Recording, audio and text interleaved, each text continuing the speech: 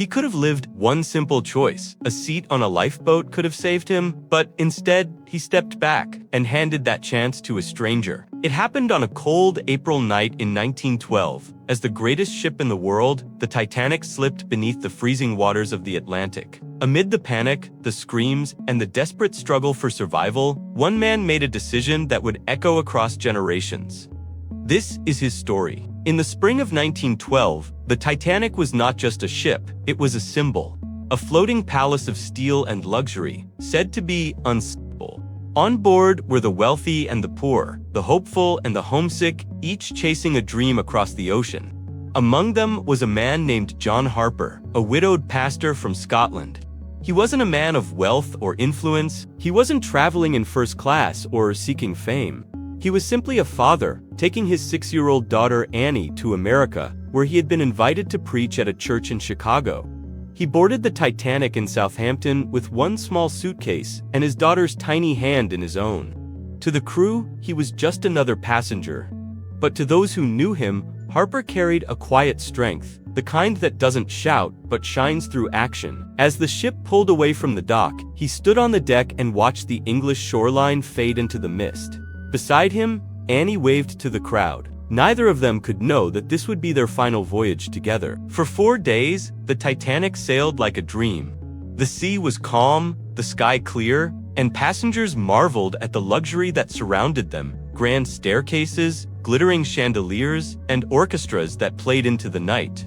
John Harper spent much of his time walking the decks with his daughter, telling her stories, and talking with anyone who would listen. He offered kind words to nervous passengers and comfort to those traveling alone. He had a warmth that seemed to reach people even across barriers of class and language. One passenger later recalled seeing him standing near the railing one evening, gazing out at the endless ocean, whispering a prayer. He seemed at peace, unaware of how close he was to the test that would define his life. It was a Sunday evening when the temperature dropped sharply. The ship's lookout reported an unusually calm sea. No wind, no waves, which made it almost impossible to spot ice until it was too late. At 11:40 p.m., a sudden jolt ripped through the Titanic's hull. The great ship shuddered, and a low grinding sound echoed through its decks. Passengers looked around in confusion. Some thought it was nothing, just a minor mishap. Others felt a cold fear rising in their stomachs. John Harper woke instantly. He wrapped a blanket around his sleeping daughter and carried her up to the deck. The air outside was bitter, sharp with ice. Crewmen were rushing about, shouting orders. The bow of the ship was already dipping low into the sea. At first, few people believed the ship was in real danger. The Titanic was the largest and strongest vessel ever built. Surely it couldn't sink. But beneath the surface, water was flooding through the lower compartments faster than anyone could imagine. Within minutes, Captain Smith ordered the lifeboats uncovered. There were more than 2,000 people aboard, and lifeboats for barely half of them. The order was simple: women and children first. The crew struggled to maintain calm as panic spread through the decks. John Harper pushed his way through the growing crowd, holding his daughter close. He found one of the lifeboats being loaded and gently lifted her into it. A crewman held out his hand, ready to help him in as well. But Harper hesitated. He looked around at the hundreds still waiting, the mothers clutching babies, the men staring in silent disbelief. He shook his head. He kissed his daughter's forehead and said softly, "I'll see you again soon." He stepped back. As the lifeboat was lowered into the dark water below, his daughter's small face disappeared into the mist. He stood there, alone on the freezing deck, surrounded by chaos, but calm. Not long after, another lifeboat began to fill. There were shouts, confusion, and fear everywhere. A sailor called out, "Room for one more." Harper stepped forward. He could have taken that place. He had every right to. He had done his duty, his child was safe. But then, out of the corner of his eye, he saw a young man standing nearby. The man's hands were trembling, his face pale, frozen in fear. John Harper placed a hand on his shoulder. He didn't speak. He didn't need to. He simply gestured toward the lifeboat, and then he stepped back. The young man hesitated, then climbed in. The sailor shouted, "Lower away," and the boat drifted down into the dark. John Harper remained on the deck, the cold wind biting through his coat. The ship groaned beneath his feet as water swallowed the lower decks. But he didn't move. He had made his choice. The lifeboats drifted away one by one, carrying women and children into the endless black ocean. The sounds on deck shifted from confusion to disbelief to panic. The Titanic's stern began to lift higher into the air. Plates groaned, cables snapped, and the ship's lights flickered like dying stars. John Harper moved through the crowd, not seeking safety but purpose. He called out to others, helping them to lifeboats, guiding them through the darkness. Those who saw him later said he carried himself with a strange calm, as if he had already accepted his fate. He offered his life jacket to another passenger who didn't have one. He shouted for people to keep their courage, to look out for one another. And when a young mother dropped her shawl, he stopped to pick it up and wrap it around her shoulders. In the middle of chaos, he became a light. By 1:30 a.m., the Titanic's bow was completely submerged. The decks tilted dangerously, sending luggage and deck chairs sliding into the sea. The cries of the desperate echoed across the water. But Harper's voice could still be heard, calm, strong, reaching through the freezing air. He wasn't preaching from a pulpit now. He was standing on the edge of eternity, comforting those about to face it with him. He told others not to give up hope, even as he refused every chance to save himself. More than once, witnesses recalled seeing him near the rail, waving away offers of safety. He kept repeating one simple message, that love and courage meant more than fear and panic. He found a group of men struggling to untangle a lifeboat rope and joined them, helping steady it until more people could climb in. He never climbed in himself. Shortly after 2 a.m., the Titanic's lights went out. For a few seconds, the world was silent, only the groan of bending steel and the whisper of wind. Then, the massive ship split in two. As the stern rose high into the air, John Harper held onto the railing with dozens of others. And when the ship finally gave way, he plunged into the blackness of the Atlantic. The water was like knives freezing, merciless. Most people didn't survive more than a few minutes, but somehow, Harper stayed afloat, clinging to a piece of debris. He could have searched for another lifeboat. He could have tried to save himself. But even there, surrounded by death, gasping for air, he thought of others. Survivors later said they heard him calling out in the dark, his voice faint but clear. "Are you safe? Is your soul at peace?" Among those who heard him was a young man, the very same stranger to whom Harper had given his seat. The man clung to a wooden beam, shivering, his hands numb and raw from the cold. He recognized Harper's voice through the darkness and turned toward it. He would never forget what he saw, a man barely alive, floating in the icy water, yet still asking about others. No fear, no bitterness, only faith. That young man would survive the night. He would be pulled from the freezing water by the rescue ship Carpathia hours later. And for the rest of his life, he would tell that story that a stranger's sacrifice had saved him not once, but twice. Once from the water, and once from despair. Back in the water, Harper's strength began to fade. The Atlantic was relentless, and his body was growing numb. Yet even in those final moments, his eyes stayed open, searching the darkness for others still fighting to stay alive. He reached out to a man clutching a piece of wood nearby and pushed it closer to him.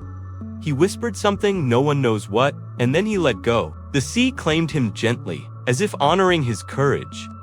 There was no struggle, no cry, just a man disappearing quietly into the same ocean he had spent his final breath trying to help others survive. Hours later, the morning light broke over the Atlantic. The surface was littered with debris, wooden planks, chairs, lifebelts, and silence. The rescue ship Carpathia arrived at dawn, finding hundreds adrift in lifeboats. The survivors sat wrapped in blankets, staring at the horizon, too shocked to speak. Among them was the young man Harper had saved. He never forgot the sound of that calm voice in the chaos, nor the look on the man's face when he gave up his seat. When he was finally safe, he whispered the same words Harper had said to him before stepping back into the crowd. "Thank you." John Harper's name was not among the wealthy or the powerful aboard the Titanic. He didn't command attention, didn't make headlines, didn't seek glory. Yet, over time, his story began to travel, told and retold by those who survived. People remembered the man who gave away his seat, his life jacket, and his life prowess. They remembered how he carried peace where there was only terror. and how one man's simple act of kindness changed another's fate forever. In the years that followed, the young survivor told his story wherever he could. He said, "I was saved twice that night, once from the sea and once by John Harper's faith." And so, what began as a tragedy became a quiet testament to human courage, a story of love stronger than fear, and faith deeper than the ocean itself. History remembers the Titanic for its grandeur, its tragedy, and its lessons. But within that vast story, there are countless smaller ones, moments of courage, compassion, and selflessness that shone through the darkness. John Harper's story is one of them. He didn't have power or wealth. He had something greater, the courage to let go of life so another might live. When the Titanic sank, it took more than 1,000 souls with it. But it also left behind stories, reminders that even in the coldest night, humanity can still burn bright. One man's seat became another man's life, and sometimes that's all it takes to change the course of history. When the Carpathia finally reached New York, it carried with it over 700 survivors, and the ghosts of more than 1,500 souls left behind. The world awoke to the unthinkable, that the ship once called unsinkable now lay silent beneath the Atlantic. Newspapers screamed headlines of loss and disbelief. Names of the dead filled page after page. Yet, among the chaos of numbers and reports, a few stories began to surface. Stories of courage that cut through the despair. One of those stories was of a man who gave up his seat so that another might live. A man named John Harper. He was not a name most people recognized. He wasn't a millionaire, or a ship officer, or a celebrity passenger. He was simply a preacher.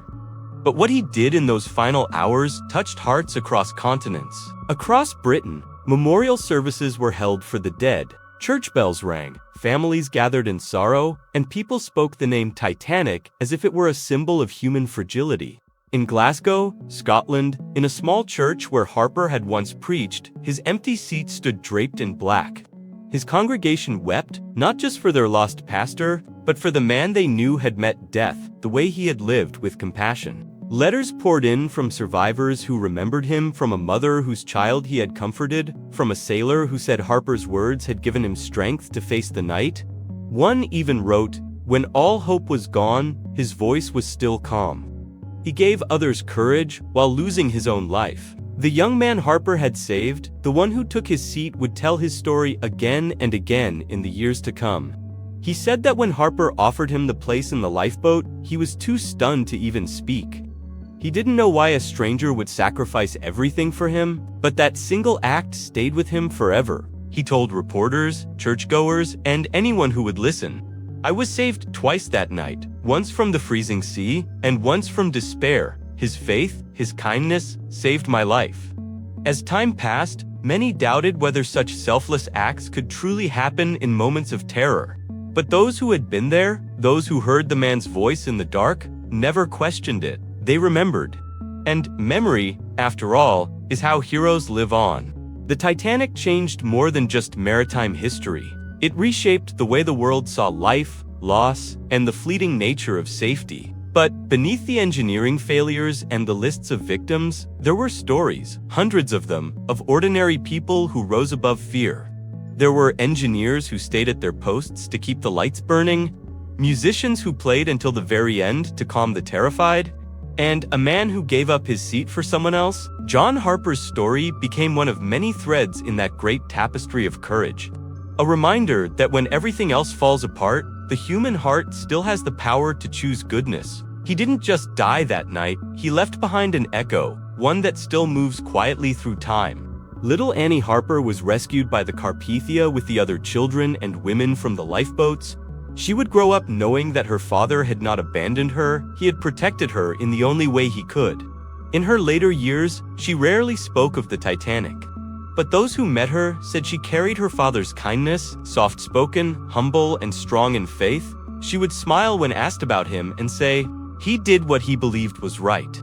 That was all she ever needed to say. As decades passed, the Titanic faded into history books and museum exhibits. But John Harper's name continued to appear in sermons, in memorials, in documentaries like this one. Each time his story was retold, it reminded listeners of something simple and eternal. That courage is not about surviving, it's about sacrificing. He wasn't a famous man, he didn't leave behind riches or monuments. What he left was an example, one that would outlive even the steel hull of the ship that carried him to his death. When people speak of heroism, they often picture grand gestures, but Harper's heroism was quiet. It was in the way he stayed calm while others panicked, the way he thought of strangers as family, the way he gave without hesitation. And perhaps that is why his story endures. It's easy to see the Titanic as a story of failure, of pride, of human error. But within that tragedy lies proof of something far greater, that compassion can rise even in disaster. When the cold seas swallowed that great ship, it also revealed the warmth of human spirit. People helped others before themselves. Mothers gave up their places for children, not their own. Men stepped aside so that strangers might live. And John Harper's story stands among them, not as a legend, but as truth in its purest form. Because he showed the world that even in the face of death, humanity still matters. Today, more than a century later, the Titanic rests silently beneath 2 miles of ocean. Its decks are covered in silt, its once grand halls now homes for sea life. But even there, among the ruins, the memory of those final moments lingers. Every artifact recovered, a locket, a letter, a shoe, tells a story. And if the ocean could speak, it would whisper about a man who chose love over fear and kindness over survival. In that dark, frozen water, he didn't just lose his life, he proved what a human soul is capable of. History is filled with names of those who conquered, built, or commanded. But John Harper's name is remembered for something far simpler. He cared. He cared enough to step back when he could have stepped forward. He cared enough to think of others when the world around him was ending. And that care saved a life and inspired countless others. When we remember the Titanic, we often think of what was lost, the ship, the lives, the dreams. But we should also remember what was found. The proof that courage and kindness can shine brightest in the darkest hour. He could have lived. One simple choice, a seat on a lifeboat, could have saved him. But instead, he gave it away. And in doing so, he became immortal. Because true immortality isn't found in survival, it's found in sacrifice. And in the end, that is the legacy of the man who gave up his seat and saved a stranger's life. Years passed, decades turned, and still, the sea kept its secrets. But some stories, no matter how deep they sink, find their way back to the surface. The Titanic may have vanished beneath the icy Atlantic, but the tales of human courage aboard her would outlive the ship itself.